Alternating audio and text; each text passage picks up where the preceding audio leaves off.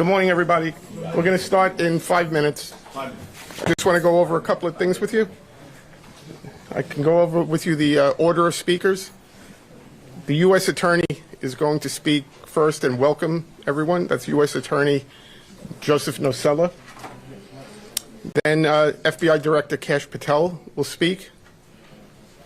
He will then turn the podium over back to U.S. Attorney Nocella, who will go over a detailed summary of both indictments.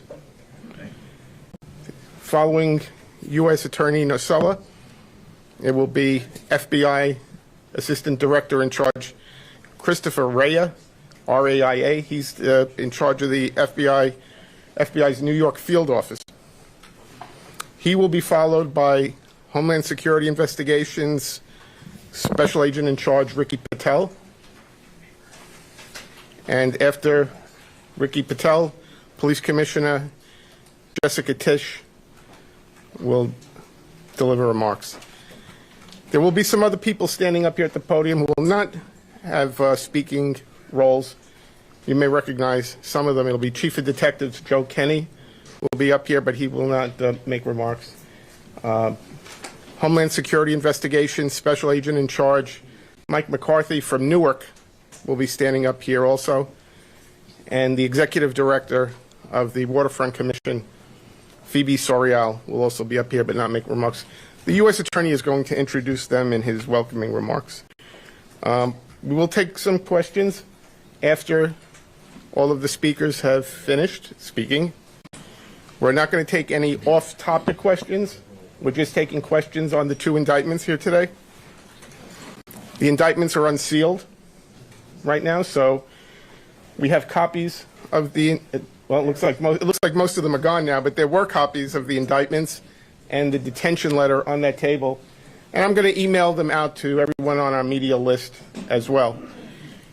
You will see that in the detention letter, which is the organized crime case, the rigged poker game case, there are pictures in that filing. You're free to use the pictures that are in the filing, or if you want JPEG copies of the pictures, we've put them in a Dropbox.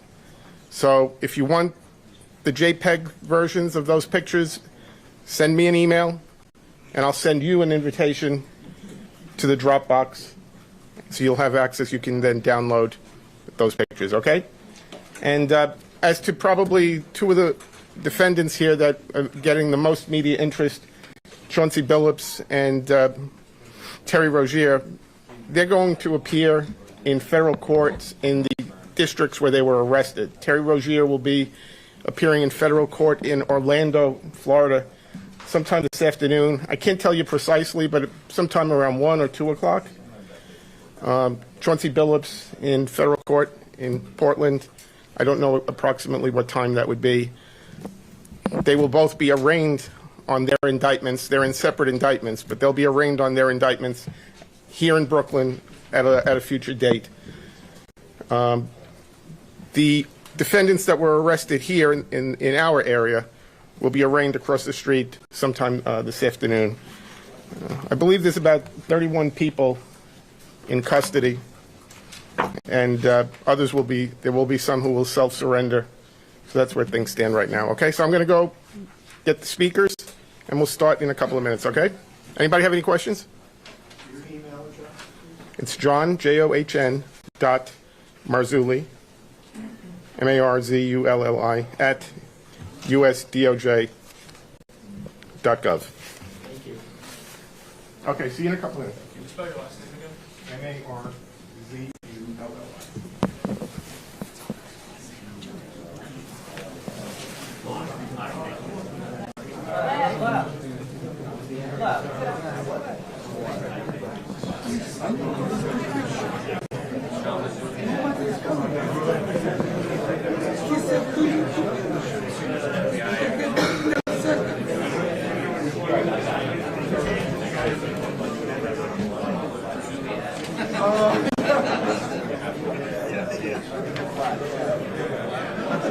I don't give a fuck. Can I stay like this? I don't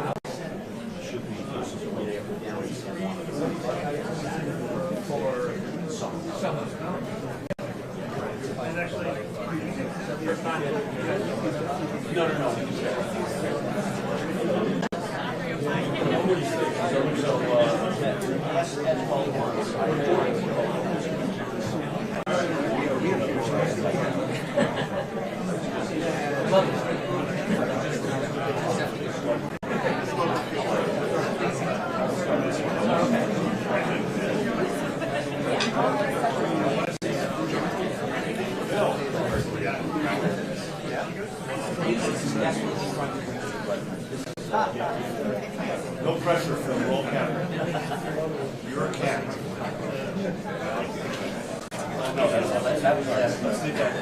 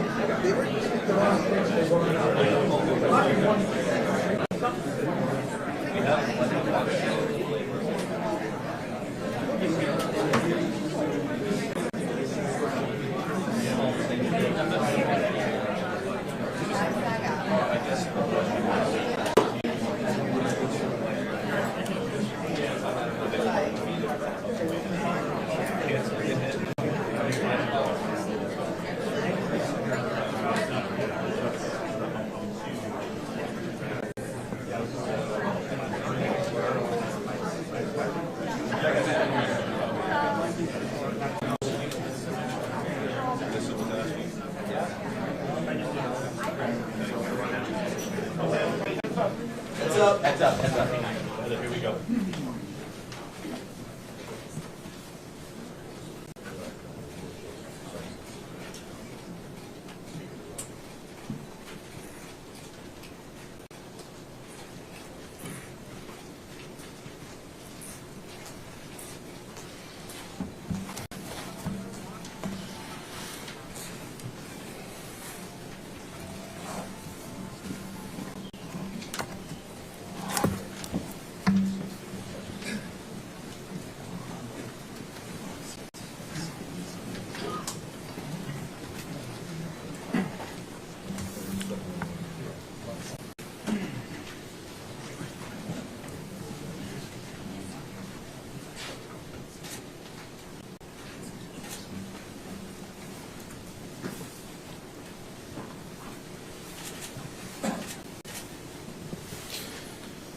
Good morning, everybody.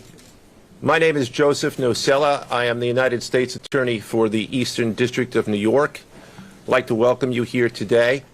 In addition, we have with us today FBI Director Kash Patel, FBI Assistant Director in Charge Christopher Rea of the New York Field Office, Special Agent in Charge of the New York Field Office Leslie Bakshi's, New York Special Agent in Charge of Homeland Security Ricky Patel, Newark Special Agent in Charge of Homeland Security Michael McCarty, Police Commissioner Jessica Tisch, Chief of Detectives Joseph Kenny, and the Executive Director of the Waterfront Commission, Phoebe Sorrell.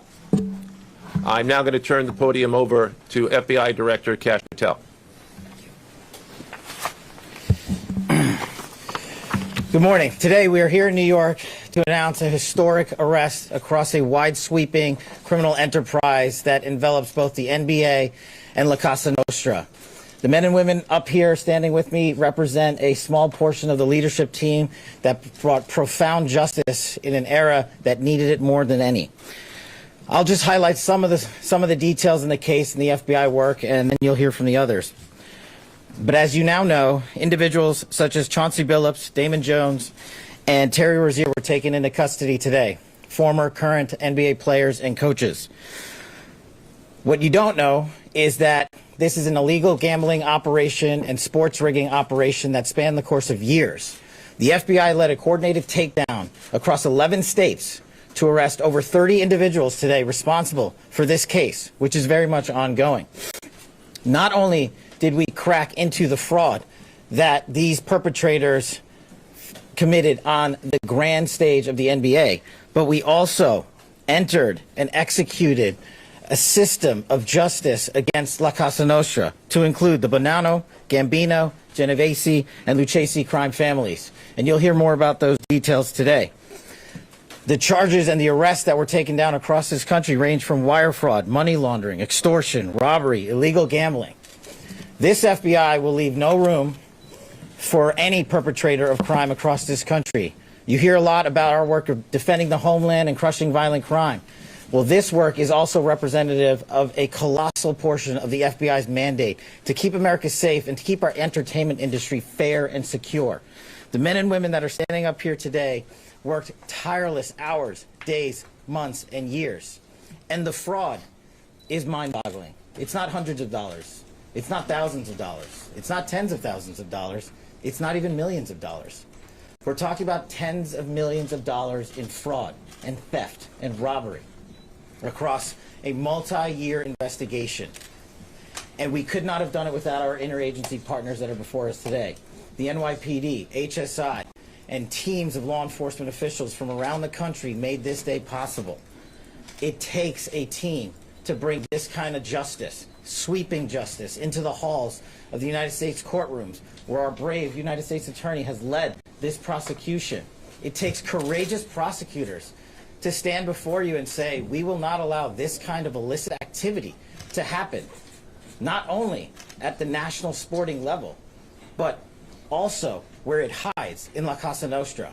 And when these two collided together, they perpetrated a fraud that is historic in terms of not just money, but the scheme and the deceit that they utilize to steal and swindle people from money, to include crypto fraud. This is an operation that showcases to you that under President Trump's administration, there is no room for any type of criminal behavior, be it on the world's largest stage or in the back rooms of tiny parlors where board games are being played. We are proud to stand here today with the men and women of the FBI and this legal team. And to the United States Attorney, I just want to thank you personally for taking the time to display the work that the media is about to hear about today in detail. As I said, it does take courageous prosecutors, but it takes a courageous United States Attorney to bring this case, because we are going to take heat for it. But we don't shy away in this administration. We don't say no. What we do is we bring the results across the finish line. We bring them to the public. We bring you accountability. And yes, they will have their day in court, and you will hear the evidence through the court system exclusively. We will not deny anyone of due process. And that's the brilliance of this system. That's the brilliance of this administration. Everyone will be held to account. So with that, I turn it over to United States Attorney Nosella. Thank you. Thank you, Director Patel. To be clear, we're announcing today indictments in two major cases, both involving fraud. One involves sports betting, and the other involves illegal gambling, very specifically rigged poker games. The first indictment involves 6 defendants who are alleged to have participated in one of the most brazen sports corruption schemes since online sports betting became widely legalized in the United States. This scheme is an insider sports betting conspiracy that exploited confidential information about National Basketball Association athletes and teams. The second indictment involves 31 defendants alleged to have participated in a nationwide scheme to rig illegal poker games. These defendants, which include former professional athletes, used high-tech cheating technology to steal millions of dollars from victims in underground poker games that were secretly fixed. The games in the New York area were backed by the Bonanno, Gambino, and Genovese crime families of La Cosa Nostra. While the cases are separate, there are 3 overlapping defendants charged in both cases: Damon Jones, Eric Ernest, and Shane Hennon. The indictments in these cases contain only allegations, and the defendants are presumed innocent until they are proven guilty in a court of law. But my message to the defendants who've been rounded up today is this: your winning streak has ended. Your luck has run out. Violating the law is a losing proposition, and you can bet on that. First, I would like to talk about United States versus Ernest, the NBA basketball gambling case. The defendants in this case are Eric Ernest, Marvez Farley, Shane Hennon, De Niro Laster, Damon Jones, a former NBA player and coach, and Terry Rozier, a current NBA player.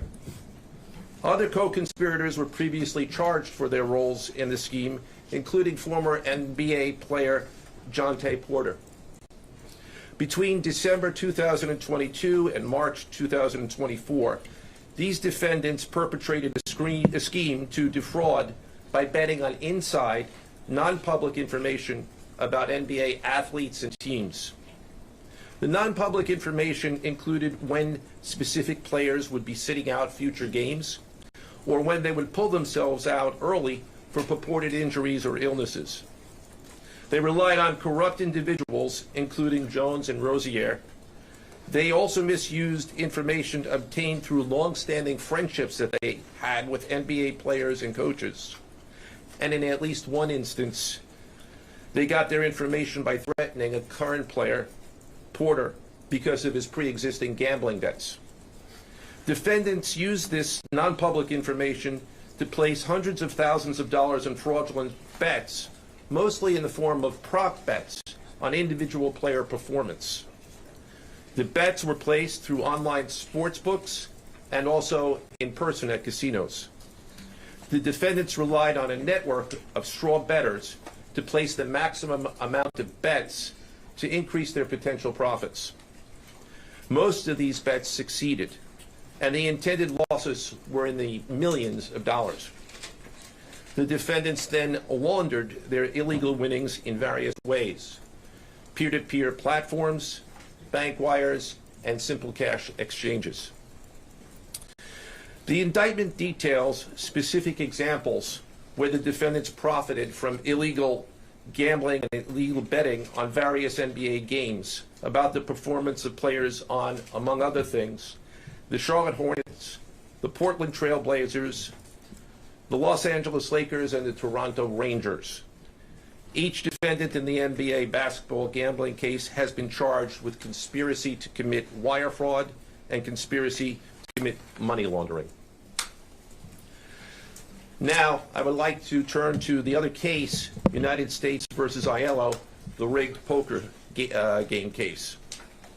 Beginning as early as 2019, the defendants in this case orchestrated a scheme to use wireless cheating technology to run rigged poker games across the United States, including in the Hamptons, Las Vegas, Miami, and Manhattan.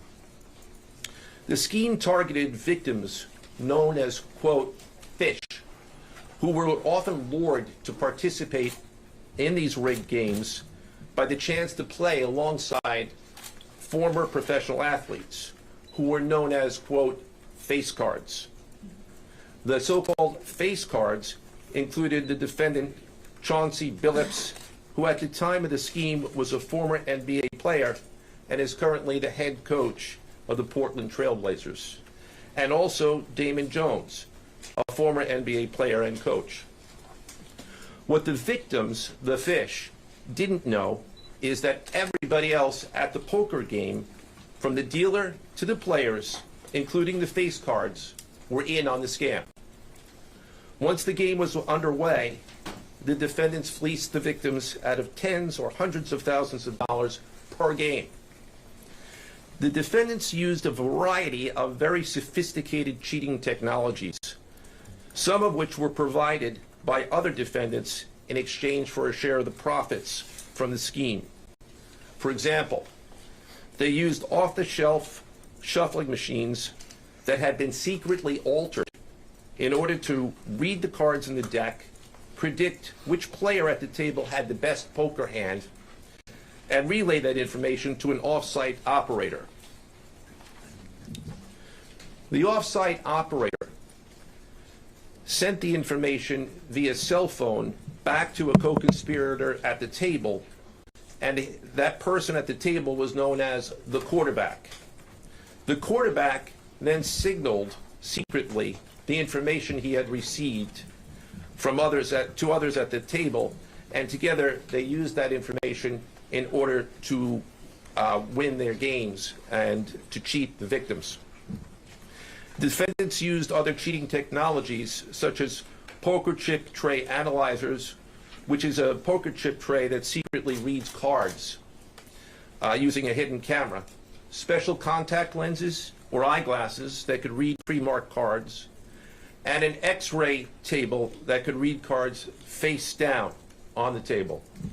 What you see depicted on the screen right now is an example of the X-ray table that reveals the cards. Although they are face down on the table, they can be read because of the X-ray technology. The Mafia, specifically members and associates of the Bonanno, Gambino, and Genovese organized crime families, had pre-existing control over non-rigged, illegal poker games around New York City.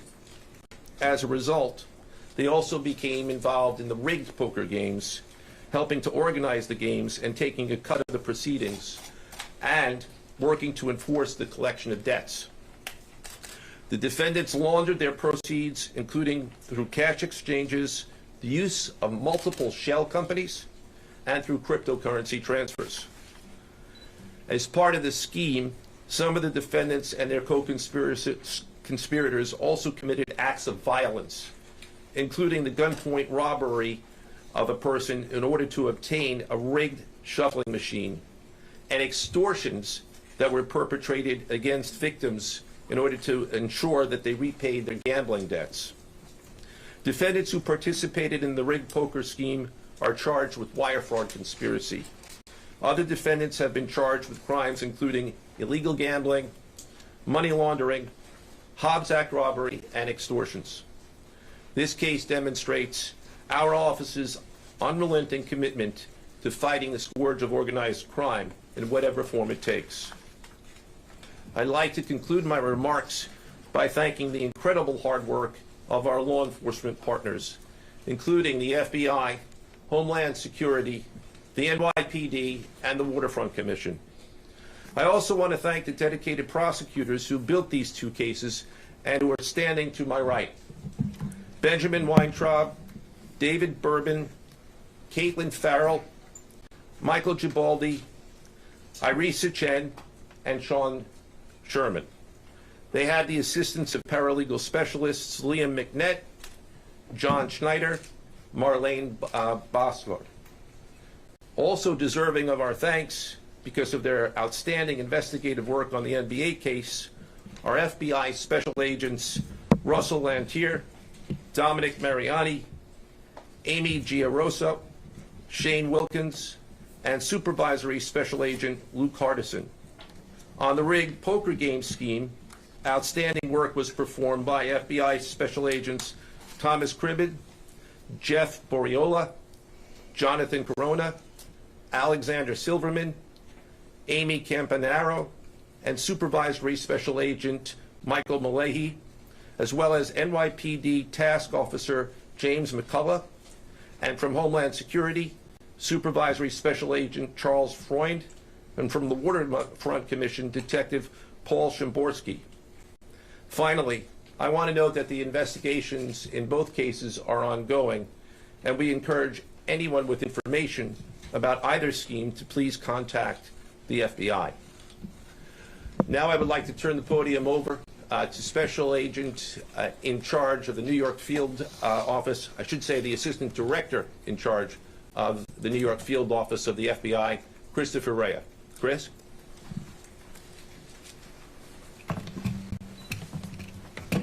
All right, thank you, Joe. As always, we appreciate the partners here. Can't do any of this without you and your team, so thank you. Also want to publicly thank the director for coming down from D.C. The director's a very busy person, and for him to come down should tell you the importance of this historic case. I'm Christopher Rea, the Assistant Director in charge of the FBI New York Field Office. Today, as you've heard, our office conducted a massive nationwide takedown from 2 indictments of 34 defendants for their alleged involvement in 2 separate illegal poker and sports betting schemes where, as you heard, the odds were rigged in their favor. Among these defendants are 13 members and associates of the Bonanno, Gambino, and Genovese crime families, to include capos and soldiers from these families.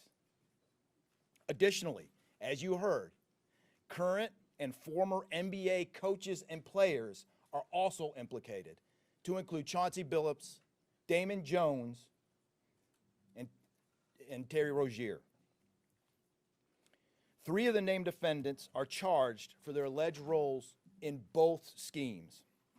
This alleged illegal gambling operation hustled unwitting victims out of tens of millions of dollars and created a financial pipeline for La Cosa Nostra to help fund and facilitate their organized criminal activity.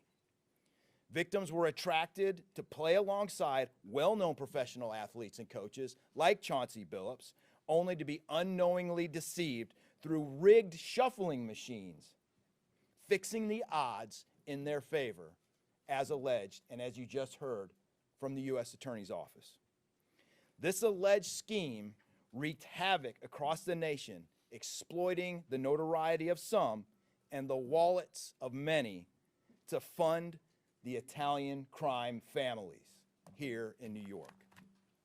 Let me be clear about this fact.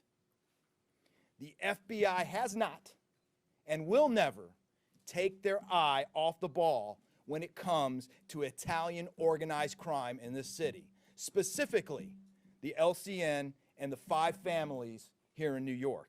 We are not going to permit any criminal enterprise, whether it be Italian organized crime, Asian organized crime, Eurasian organized crime. We're not going to permit any of those organized crimes, families, and organizations to operate in our city or our country, as evidenced by the 11 states that were also participating in this operation today.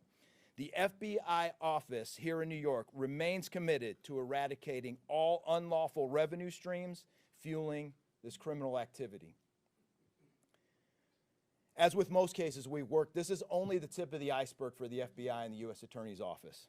Our LCN squad agents and analysts are continuing to work day and night with the Eastern District of New York to ensure members and associates of the 5 families cannot continue to wreak havoc in our communities. Today would not have been possible without the tireless efforts and dedication of the FBI New York Eurasian Organized Crime Task Force, which, as you heard, was led by Supervisory Special Agent Luke Hardison, and the Italian Organized Task Force, which was led by Supervisory Special Agent Mike Malahi. And coincidentally, Supervisory Special Agent Malahi is going out on a positive as he is retiring at the end of this month for 30 years of dedicated service to the FBI, and that deserves a hand. He's what we call a legend here at FBI New York. Additionally, obviously, we cannot do this alone without our partners. I want to extend my appreciation to Homeland Security Investigations Special Agent in Charge, Ricky Patel.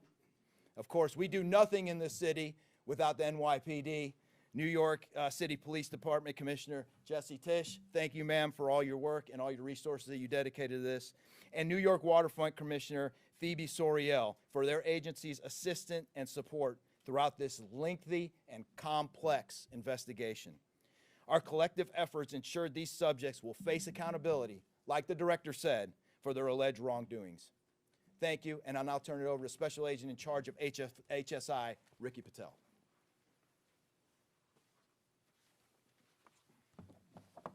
Thanks, Chris. Good afternoon, everyone. My name is Ricky Patel. I'm the Special Agent in charge for Homeland Security Investigations here in New York. This morning, hundreds of special agents and investigators with HSI, the FBI, the New York Waterfront Commission, and the NYPD descended upon the homes of individuals who for years have operated with the false sense of impunity, a false sense of incivility. In the early hours of today, across 9 states, coast to coast, dozens of defendants were arrested and will face the consequences of their alleged crimes. This was their wake-up call. With the alleged involvement of 3 La Cosa Nostra crime families, 1 NBA head coach, a Hall of Famer, no less, and former NBA players, the years of investigative work that culminated with this morning's operation seem reminiscent of a Hollywood movie. But this wasn't luck, and this wasn't theatrics. This was an evidence-driven, relentless, and unified effort among law enforcement. Through what we have dubbed Operation Royal Flush, HSI New York, along with our task force personnel from the Waterfront Commission, first uncovered this scheme more than 4 years ago. Agents and investigators dedicated countless hours and sleepless nights in identifying the criminal network, dissecting communications and patterns, and following the money with precision. We built a case, piece by piece, and what we discovered was a sprawling criminal enterprise that utilized cutting-edge technology and various methods of deception to dupe unsuspecting gamblers into paying up so that these defendants could cash out. As alleged, this sophisticated conspiracy cheated victims out of at least $7 million and placed the public and the defendants alike at risk. This case involved global reach, financial depth, and the patience to dismantle complex financial criminal enterprises from the inside out. When criminal organizations attempt to launder profits through our country, HSI connects the dots and shuts it down. To anyone who thinks intimidation, fraud, or violence will shield their profits, understand this. If you are exploiting our communities, expect HSI and all of our law enforcement partners at your door. I would like to thank all our partners here today. Obviously, the United States Attorney's Office for the Eastern District of New York, the Waterfront Commission, the FBI, the NYPD, and the prosecutors that will carry this forward. Today's arrests are not an endpoint. They are the start of accountability. Thank you, and I now turn it over to Police Commissioner Jessica Tisch.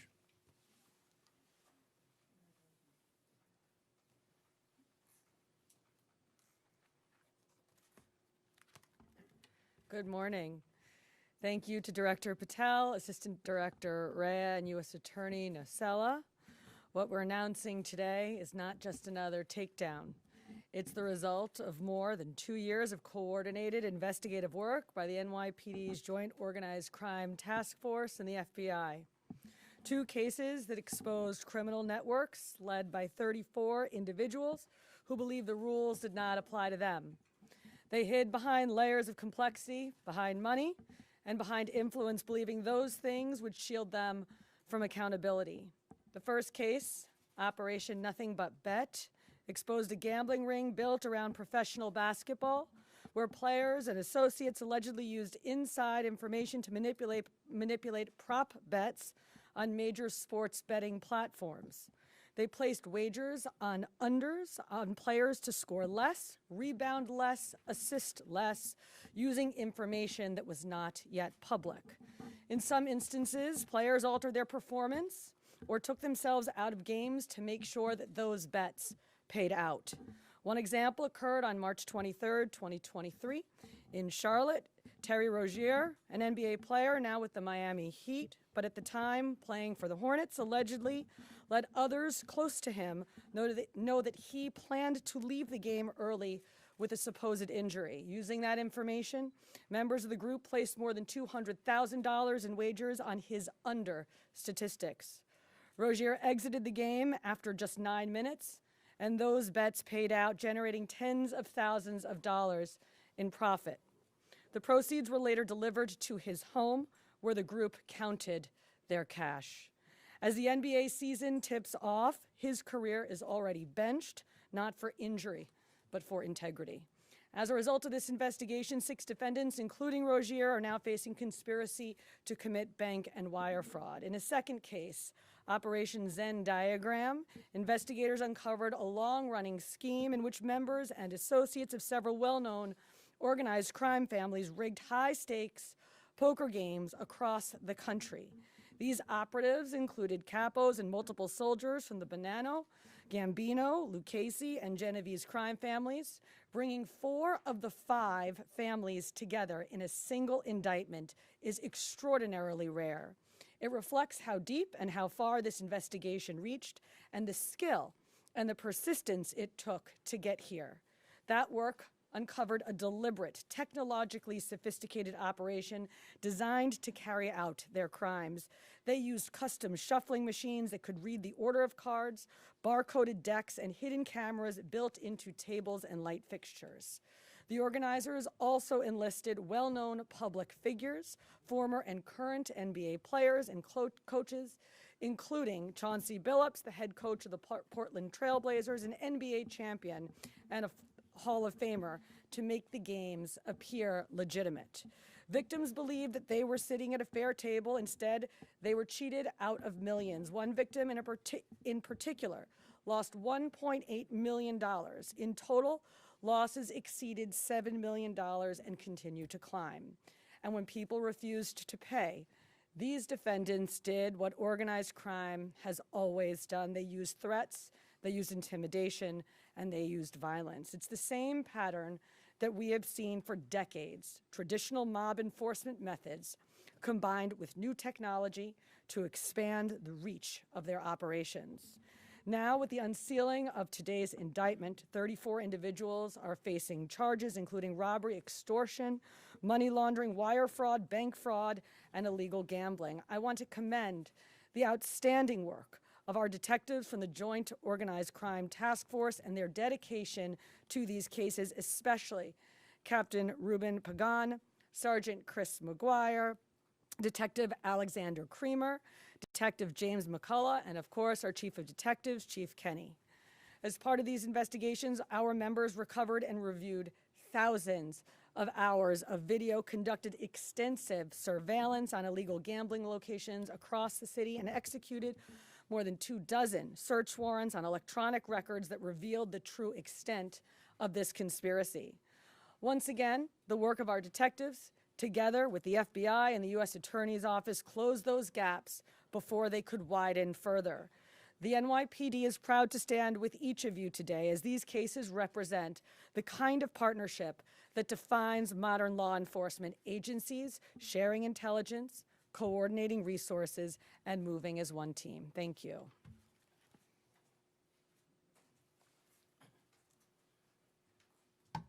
If anyone has any questions that they'd like to ask, now is the time. I had a question about the structure of the case.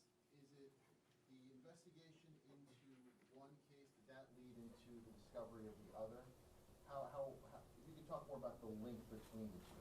I'm not at liberty to discuss either the background of the investigation itself or the investigation as it continues. So I'm afraid I can't really explain to you, other than the fact that both cases have been unsealed today, and there was an overlap that has been discussed already with respect to certain of the defendants.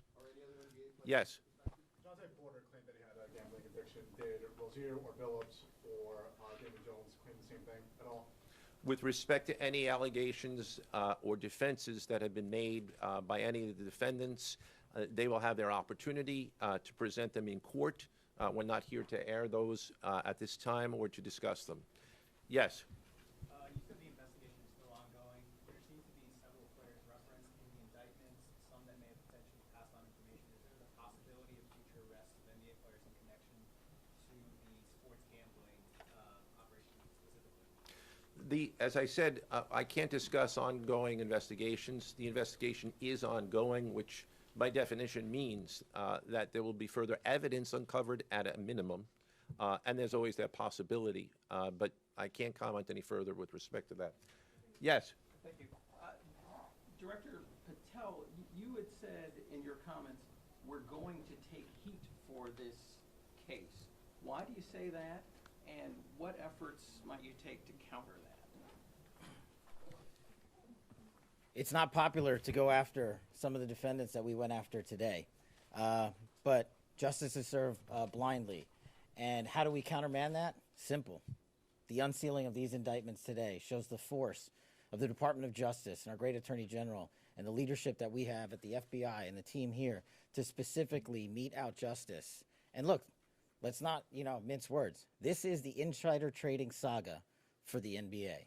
That's what this is. That's why we are going to take heat. But as the evidence comes out, as the indictments are unsealed, you will see the extensive work these men and women put in, countless hours over years, and that's how we countermand it.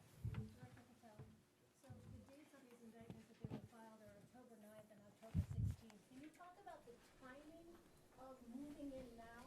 Why now? We will not publicly discuss the timing of when we do takedowns. I will only say that we do takedowns in a coordinated fashion with our law enforcement partners and the U.S. Attorney at the appropriate time to make sure that we ensure the integrity of the investigation, as the United States Attorney said, an investigation that is very much ongoing. Director Patel, you said insider trading for the NBA.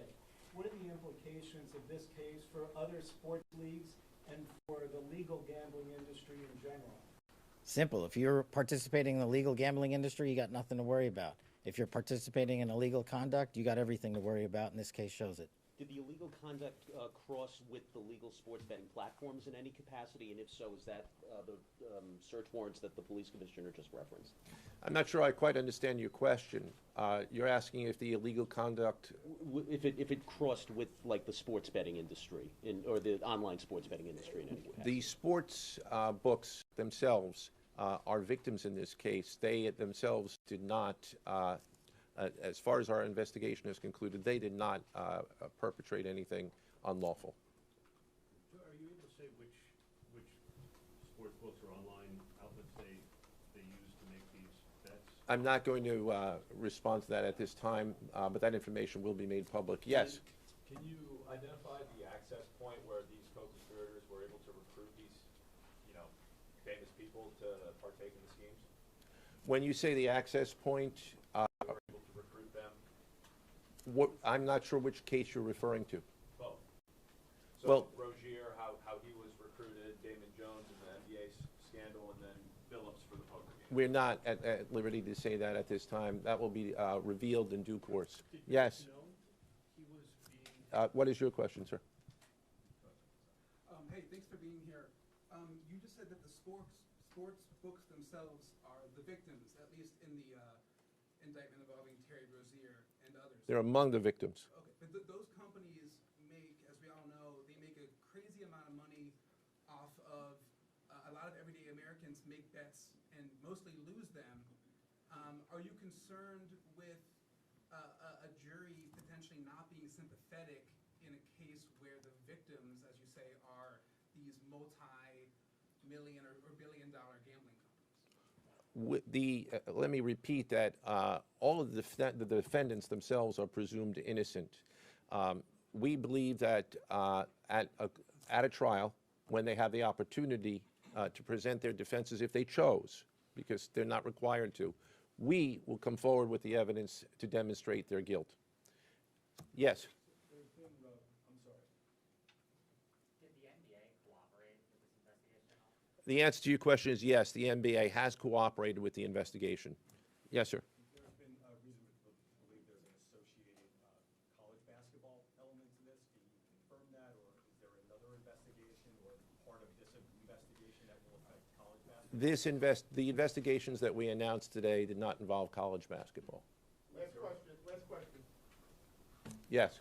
There was an emphasis on the Italian crime presence, organized crime in New York. Can you give us a sense of the strength and status of Italian organized crime in New York right now? No, I'm sorry, that would be a question that goes beyond what we're here to discuss today, which is these two indictments. Thank you. Everybody.